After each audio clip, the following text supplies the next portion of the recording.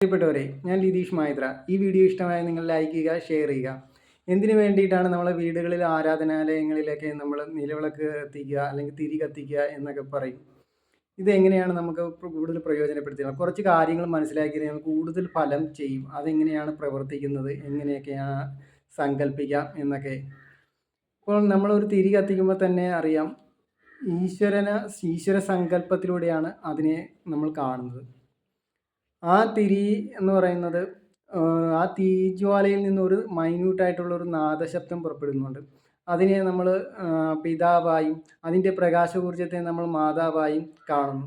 ഇതിലെ അടങ്ങിയിരിക്കുന്ന ആ സത്തിനെ മൊത്തത്തിൽ പറയുന്ന പേരാണ് കർത്താവ്. അതായത് കർത്താവ് എന്നൊക്കെ നമ്മൾ വിളിച്ച് പ്രാർത്ഥിക്കാറുണ്ട്. അതിനെയാണ് കർത്തവ്യനിരതനാകുക എന്നതാണ് അതുകൊണ്ട് ഉദ്ദേശിക്കുന്നത്. അപ്പം നമ്മൾ വിളക്ക് വെച്ച് നോക്കിയിരുന്നാൽ പോരാ, അത് പ്രാർത്ഥിക്കുന്നതോടൊപ്പം നമ്മൾ കർത്തവ്യനിരതനാകുക കൂടി ചെയ്യണം. എന്നാൽ മാത്രമേ നമുക്കത് ജീവിതത്തിൽ പുരോഗതിയും ആ ചെയ്യുന്ന പ്രവൃത്തിയുടെ ഫലത്തെ കാണിക്കാനും സാധിക്കുകയുള്ളൂ. നിലവിളക്ക് എന്ന വാക്കിൻ്റെ അർത്ഥം തന്നെ അതിന് നിലയുണ്ടാക്കുക എന്നതാണ്. അതായത് ഒരു ചോദ്യം അപ്പോൾ എന്ത് നില, ഏത് നില എന്നൊക്കെ. അതിൽ ഒന്നാമത്തെ നില എന്ന് പറയുന്നതാണ് മാനസിക നില. നമ്മൾ ഏതൊരു കാര്യവും ഏതൊരു സംരംഭവും തുടങ്ങുമ്പോഴും അതിൻ്റെ ക്രിയേറ്റിവിറ്റിക്ക്, ഉയർച്ചയ്ക്ക് വേണ്ടിയിട്ട് നമ്മുടെ മനസ്സിനെയാണ് ആദ്യം ശരിയാക്കി എടുക്കേണ്ടത്. മാനസിക നില ശരിയായാൽ മാത്രമേ ഏതൊരു പ്രവൃത്തിയിലും അതിൻ്റെ പുരോഗമനത്തിലേക്ക് എത്തുകയും അതിൻ്റെ വിജയം നമുക്ക് കരസ്ഥമാക്കി എടുക്കാൻ സാധിക്കുകയും ചെയ്യുള്ളൂ. അപ്പോൾ മനസ്സിനെ പ്രിപ്പയർ ചെയ്യാനായിട്ടാണ് നമ്മൾ മാനസിക നില ആദ്യമേ ക്രിയേറ്റ് ചെയ്തെടുക്കേണ്ടത്. അപ്പം മനസ്സ് ശരിയായാൽ ഏതൊരു കാര്യവും ശരിയാക്കി എടുക്കാൻ സാധിക്കുന്നതാണ്. എന്നാലേ അതിൻ്റെ ബോധതലത്തിൽ അതിൻ്റെ പ്രവർത്തനം നടക്കുകയും നമുക്ക് അതിൻ്റെ ഉയർച്ചയിലെത്തിക്കാൻ സാധിക്കും. നമ്മൾ പുഷ്പങ്ങളൊക്കെ സമർപ്പിക്കാറുണ്ട്. എന്തിനു വേണ്ടിയിട്ടാണ് ഈ തിരി കത്തിക്കുമ്പോൾ നമ്മൾ പുഷ്പങ്ങൾ സമർപ്പിക്കാം? പുഷ്പങ്ങൾ സമർപ്പിച്ച് പ്രാർത്ഥിച്ചു കഴിഞ്ഞാൽ അതിൻ്റെ നിറങ്ങൾ നമ്മുടെ കണ്ണിന് ഉത്തേജിപ്പിക്കുകയും അതുവഴി നമ്മുടെ മനസ്സിനെ ക്രിയേറ്റിവിറ്റിയിലേക്ക് ശരിയായ രീതിയിലേക്ക് എത്തിക്കാനും പറ്റും. അപ്പോൾ ചില പുഷ്പങ്ങൾ, അതായത് റോസ്, ചെത്തിപ്പൂക്കൾ, താമരപ്പൂക്കൾ, അതുപോലുള്ള പൂക്കളൊക്കെ സമർപ്പിച്ച് കഴിഞ്ഞാൽ ശരിയായ ക്രിയേറ്റിവിറ്റി നടക്കുകയാണ്. വെള്ളപ്പൂക്കൾ സമർപ്പിച്ചാൽ നമുക്ക് ഐക്യം ഉണ്ടാക്കാനായിട്ട് സാധിക്കുന്നതാണ്. ചുവന്ന പൂക്കൾ വശ്യശക്തി ഉണ്ടാക്കുന്നതാണ്. അതുപോലെ തന്നെ വശ്യശക്തി എന്ന് പറഞ്ഞാൽ ഏതൊരു ജോലിയാണോ നമ്മൾ ചെയ്യുന്നത് ആ ജോലിയും നമ്മളും ആ ജോലിക്കൊരു ബോധമുണ്ട്. ആ ജോലിയുടെ ബോധവും നമ്മുടെ ബോധവും ശരിയായ രീതിയിൽ പ്രവർത്തിക്കുമ്പോഴാണ് ആ ജോലി നമ്മളെ ഇഷ്ടപ്പെടുകയും ജോലിയെ നമ്മൾ ഇഷ്ടപ്പെടുകയും ചെയ്യുമ്പോൾ ആ ജോലി ശരിയായ രീതിയിൽ കൊണ്ടെത്തിക്കാനായിട്ട് സാധിക്കും. അപ്പോൾ നമുക്കതിൽ നിന്നും വശ്യമായ ഒരു കാര്യം നേടിയെടുക്കാനായിട്ട് സാധിക്കും. രണ്ടാമത്തെ നില എന്ന്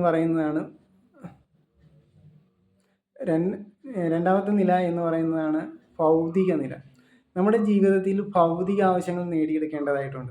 അപ്പോൾ ഭൗതിക നിലയിൽ ഒരു ക്രിയേറ്റിവിറ്റി ഉണ്ടാകുകയാണെങ്കിൽ നമുക്കത് ഓരോ കാര്യങ്ങൾ നേടിയെടുക്കാനായിട്ട് അതുവഴി സാധിക്കുന്നതാണ്.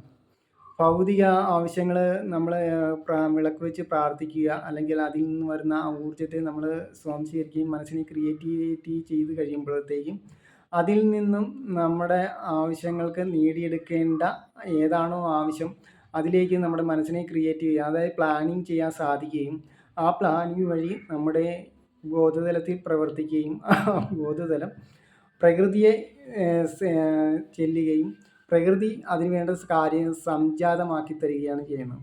അങ്ങനെയാണ് നമ്മളത് ഭൗതിക ആവശ്യങ്ങൾ നേടിയെടുക്കുക. പ്രകാശ ഊർജം നമ്മളെ അതിന് പ്രാപ്തമാക്കുന്നതാണ്. മെഴുകുതിരി കത്തിക്കുന്നതിൻ്റെ ഫലങ്ങൾ. വെള്ള മെഴുകുതിരിയാണ് നമ്മൾ കത്തിക്കുന്നത്, നമ്മുടെ ഐക്യത്തെ സൂചിപ്പിക്കുന്നുണ്ട്. ചുവന്ന മെഴുകുതിരിയാണെങ്കിൽ കത്തിക്കുന്നതിൻ്റെ ആ കാര്യസാധ്യത്തിൻ്റെ ശക്തി, അത് പെട്ടെന്ന് നടന്നു കിട്ടാനായിട്ട് ചുവന്ന മെഴുകുതിരികളൊക്കെ കത്തിക്കാറുണ്ട്.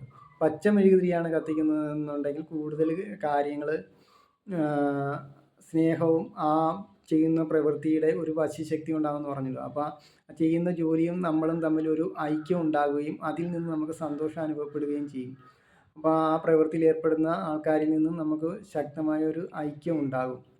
അപ്പോൾ ഓരോ മെഴുകുതിരി കത്തിക്കുമ്പോഴും അതിൻ്റേതായ പ്രാധാന്യത്തോടു കൂടി കത്തിച്ചു കഴിഞ്ഞാൽ അതിൻ്റെ ഫലം നമുക്ക് വേഗത്തിൽ കിട്ടുന്നതാണ്.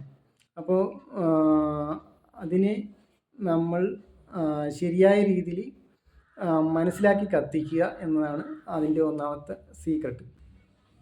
ബോധതലത്തിൽ പ്രവർത്തിക്കുന്നത് എങ്ങനെ? തിരിയിലെ ജ്വാലയിൽ നിന്ന് വരുന്ന പ്രകാശോർജ്ജം നമ്മുടെ കണ്ണുകളെ ഉത്തേജിപ്പിക്കുക, അതുവഴി മനസ്സിനെ ആക്കുകയും അത് ബോധതലത്തിൽ പ്രവർത്തിക്കുകയും ചെയ്യും. അപ്പോൾ ബോധതലത്തിൽ ഊർജം ശരിയായി പ്രവർത്തിച്ചില്ല എങ്കിൽ അറിയാം നമ്മുടെ ബോധം പോകും. അപ്പോൾ അവിടുത്തെ ബോധതലത്തിൽ ഊർജ്ജം എത്തിക്കേണ്ടത്, നമ്മൾ വിളക്ക് കത്തിക്കുമ്പോൾ അതിൽ നിന്നുള്ള ആ മൈന്യൂട്ടായിട്ടുള്ള നാദം, അതിനൊരു ബോധമുണ്ട്. ആ ബോധവും പ്രകാശോർജ്ജവും നമ്മുടെ ബോധത്തെ ക്രിയേറ്റിവിറ്റിയാക്കുകയും ശരിയായ രീതിയിൽ പ്രവർത്തിക്കാൻ സഹായിക്കുകയും ചെയ്യുന്നതാണ്. അങ്ങനെ നമുക്ക് ബോധതലത്തിൽ ശക്തമായ ഇടപെടലുകൾ നടത്താനും പുതിയ പ്ലാനുകൾ ഉണ്ടാക്കാനും പുതിയ തലത്തിലേക്ക് എത്തിച്ചേരാനും അതുവഴി നമുക്ക് സാധിക്കുന്നതാണ്. ബോധതലത്തിൽ ഊർജം പ്രവർത്തിച്ചു കഴിഞ്ഞാൽ നമ്മുടെ ശരീരം ആ ഊർജത്തെ സ്വീകരിക്കുകയും അങ്ങനെ ശരീരം താഴെ വീഴാതെ അല്ലെങ്കിൽ ബോധം കെട്ടു പോകാതെയൊക്കെ ഇരിക്കുകയൊക്കെ ചെയ്യും. ബോധം കെട്ട് കഴിഞ്ഞാൽ അറിയാം മൊത്തം പോകും. അതുകൊണ്ടാണ് ബോധതലത്തിൽ അത് പ്രവർത്തിക്കും. ചിലർ വിളക്ക് കത്തിക്കുന്നത് മൂർത്തിഭാവങ്ങളെ സങ്കല്പിച്ചുകൊണ്ടായിരിക്കും.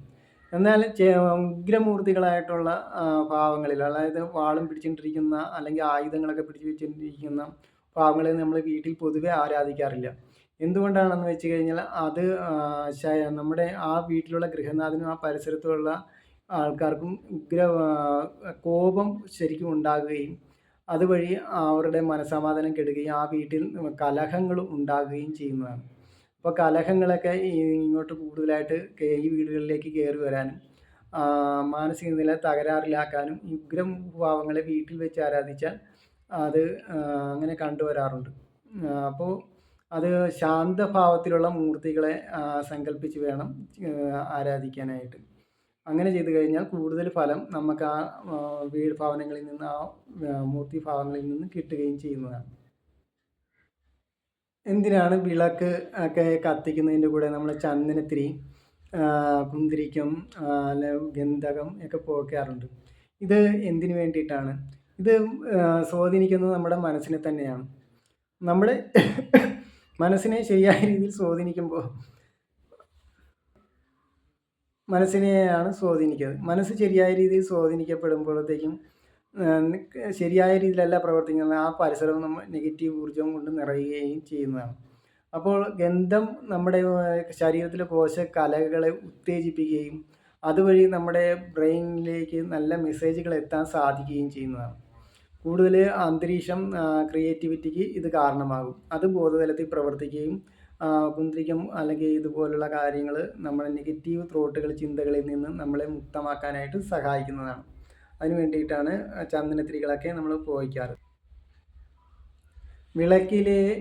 വിളക്കിലെയോ അല്ലെങ്കിൽ മെഴുകുതിരിയിലെയോ ജ്വാല നോക്കി നമുക്ക് വീട്ടിൽ ദോഷമുണ്ടോ എന്നൊക്കെ നോക്കാം. ചിലപ്പോൾ കണ്ണേറ് കൊണ്ടോ അല്ലെങ്കിൽ മറ്റുള്ളവരുടെ പ്രാക്ക് ദോഷം കൊണ്ടോ ഒക്കെ വിചാരദോഷം കൊണ്ടൊക്കെ നമ്മൾ വീടിനെ സ്വാധീനിക്കാറുണ്ട്. അപ്പോൾ അവിടെ അതെങ്ങനെ നമുക്ക് മനസ്സിലാക്കാം? വിളക്ക് ശരിയായ രീതിയിൽ നിരീക്ഷിച്ച് കഴിഞ്ഞാൽ അത് മങ്ങി കത്തുക, അല്ലെങ്കിൽ പൊട്ടിത്തെറിക്കുക, അല്ലെങ്കിൽ പിന്നെ അതിലെന്തെങ്കിലും തട്ടിമറിയുക, ഇങ്ങനെയൊക്കെ ചെയ്തു കഴിഞ്ഞാൽ ആ വീട്ടിൽ അല്ലെങ്കിൽ ആ സ്ഥലത്തോ ഈ ദോഷം ഏറ്റിട്ടുണ്ട് എന്നാണ് അത് മനസ്സിലാക്കിയെടുക്കേണ്ടത്. അത് പല രീതിയിലാണ് ഈ ദോഷം വരുന്നത്. അപ്പോൾ അത് മനസ്സിലാക്കി നമ്മൾ അതിന് വേണ്ട പരിഹാര ക്രിയകളൊക്കെ ചെയ്ത് കഴിഞ്ഞാൽ നമുക്ക് അതിൻ്റെ ശരിയായ ശോഭയോടുകൂടി കത്തും. അതിൽ നിന്ന് നമുക്കൊരു സന്തോഷം അനുഭവപ്പെടും. അങ്ങനെ ഉണ്ടെങ്കിൽ അത് നമുക്ക് കൂടുതൽ ഫലം ചെയ്യുന്നതാണ്. അതാണ് ദോഷങ്ങളൊക്കെ നമുക്ക് ഇതിൽ നിന്ന് നോക്കിയെടുക്കാൻ പറ്റുമെന്ന് പറയുന്നത്.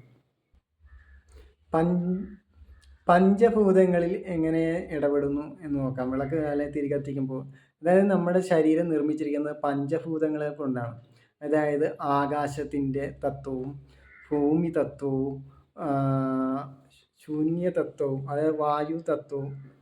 ആകാശതത്വം എന്ന് പറഞ്ഞാൽ ശൂന്യ തത്വത്തെ സൂചിപ്പിക്കുന്നു. വായു തത്വം കൊണ്ടും അങ്ങനെ പഞ്ചഭൂതങ്ങളാണ് നിർമ്മിക്കുന്നത്. ആകാശം, വായു, അഗ്നി, ജലം, ജലതത്വം കൊണ്ട് ഇത് കൊണ്ടാണ് അത് സൂചിപ്പിക്കുന്നത്. ആകാശത്തെ സൂചിപ്പിക്കുന്നത് മനസ്സിനെയാണ് സൂചിപ്പിക്കുന്നത്. മനസ്സ് ശൂന്യമാക്കാനായിട്ടാണ് നമ്മൾ ആകാശത്തെ എടുക്കുക.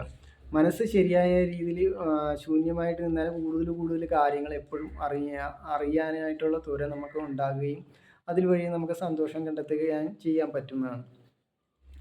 അറിവ് പ്രാപ്തമാക്കാനൊക്കെ ശൂന്യ ബോധമാണ്, ആകാശതത്വത്തെയാണ് സൂചിപ്പിക്കുക. മാനസിക സംഘർഷത്തിന് അടിപ്പെടുക ഒക്കെ ചെയ്യുന്നത് അഗ്നിതത്വം കൂടുന്നത് കൊണ്ടാണ്. അഗ്നിയുടെ ഊർജം ശരിയായ തലത്തിലല്ല പ്രവർത്തിക്കുക. അഗ്നിതത്വം കൂടുകയാണെങ്കിൽ മാനസിക സംഘർഷം കൂടുകയും ചെയ്യും. ആ അഗ്നിതത്വം കുറയുകയാണ്, അതായത് അഗ്നിയുടെ ജ്വലനം കുറയുകയാണെങ്കിൽ നമുക്ക് നിർവികാരത അനുഭവപ്പെടുകയാണ് ചെയ്യുക. ഒന്നിനോടും താല്പര്യമില്ലാതെ ഇരിക്കുക, അങ്ങനെയുള്ള കാര്യങ്ങളൊക്കെയാണ് അതിലൂടെ അനുഭവപ്പെടുന്നത്. പിന്നെ ജലതത്വത്തിൽ വരുവാണെങ്കിൽ അതായത് നമ്മൾ കത്തുന്ന തിരിയുടെ ഊർജം ജലതത്വത്തിലാണ് പ്രകടിപ്പിക്കുന്നതെങ്കിൽ നമ്മുടെ ശരീരത്തിൽ നീർക്കെട്ടുകളൊക്കെ തീരെ കുറയും. നല്ല രീതിയിൽ നമ്മുടെ ആ ശരീരം അത് ആകർഷിച്ചെടുക്കുന്നുണ്ടെങ്കിൽ, എല്ലായ്പ്പോഴും ആകർഷിച്ചെടുക്കത്തില്ല. ആകർഷിച്ചെടുക്കുന്ന സമയങ്ങളിൽ അത് നല്ല രീതിയിലാണ് പ്രവർത്തിക്കുന്നത്. നമ്മൾ നല്ല പോസിറ്റീവായിട്ട് ഇരിക്കുന്നതാണ്. നല്ല രീതിയിൽ ചിന്തിക്കാനും പ്രവർത്തിക്കാനും ഇരിക്കാവുന്നതാണ്. പിന്നെ ജലതത്വത്തിന് കോട്ടം സംഭവിച്ചു കഴിഞ്ഞാൽ കരിവാളിപ്പ് അല്ലെങ്കിൽ മുഖത്ത് ക്ഷതങ്ങൾ ഇതൊക്കെ അനുഭവപ്പെടുന്നതാണ്. നീർക്കെട്ടുണ്ടാകുക ഇതൊക്കെ ഉണ്ടാകുന്നതാണ്. അഗ്നിതത്വത്തിനും ജലതത്വത്തിനുമാണ് കൂടുതൽ കോട്ടം. കാലിൽ പ്രശ്നങ്ങളുണ്ടാകും. ഭൂമി തത്വത്തിനും കൂടെ ദോഷമുണ്ടെങ്കിൽ അഗ്നിതത്വത്തിനും ജലതത്വത്തിനും ഭൂമി വസിക്കുന്ന ഭൂമിയിലെ പ്രശ്നങ്ങളും ഉണ്ടെങ്കിൽ നമ്മുടെ കാലിൽ നടക്കാൻ പറ്റാതിരിക്കുക, കാലിൽ കരിവാളിപ്പ് വീഴുക, മുഖത്ത് പാട് വീഴുക ഇതൊക്കെ ചെയ്യുന്നതാണ്. അതുകൊണ്ടാണ് ഈ പഞ്ചഭൂത തത്വങ്ങളിൽ അടിസ്ഥാനമാക്കി നമ്മൾ നിലവിളക്ക് കത്തിക്കുകയാണെന്നുണ്ടെങ്കിൽ അത് കൂടുതൽ പ്രയോജനം. ഇത് നമ്മൾ സങ്കല്പിച്ചാൽ മാത്രമേ ഇത് കൂടുതലായിട്ട് വർക്ക് ചെയ്യുള്ളൂ കേട്ടോ. അല്ല, അതുകൊണ്ടാണ് ഇതൊക്കെ പറഞ്ഞു തരുന്നത്. അപ്പം നമുക്കത് കൂടുതൽ പ്രയോജനപ്പെടുത്തി എടുക്കാൻ പറ്റും. Okay, thanks. ഇഷ്ടപ്പെട്ടാൽ കമൻറ്റ് ചെയ്ത് അറിയിക്കുക.